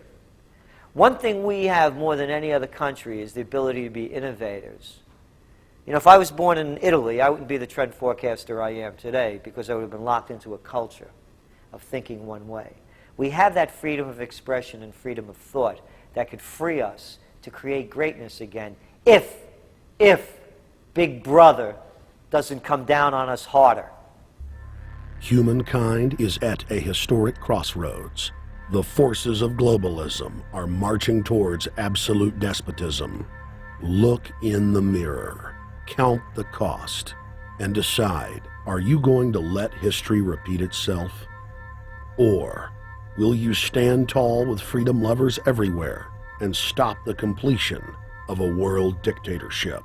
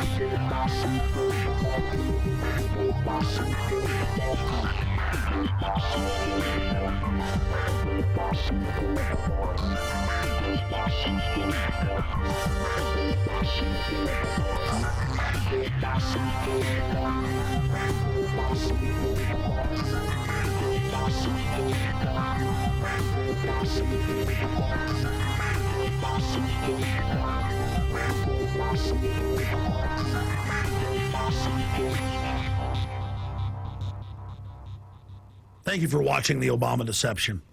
I want to challenge all of you out there who are shocked by this film to take time out to research the claims of this documentary so that you will discover that we've told you the truth and that, frankly, it's far worse than we could even present here in the limited time we had. And once you find out the claims in this film are true, I want to ask you to do the only thing you can do. Spread the word. Warn your friends and family, your neighbors, about this deception, about this betrayal. We have to warn the people that Barack Obama, despite his fancy teleprompters and his silver tongue, is nothing more than a New World Order frontman, a pitchman, selling you tyranny. Please get the high-quality DVD at Infowars.com. Make copies of it. Get it out to people. Wake them up. Let them know the threat. Let them know what the New World Order and the global banking system is doing. Download high-quality copies at prisonplanet.tv. Whatever you do, get the truth out to the people. Because as Thomas Jefferson said, all that evil men and tyrants need to flourish is that good men and women do nothing. So we cannot stand here idle while this treason is taking place, while this betrayal is unfolding. Thank you so much for watching the Obama Deception.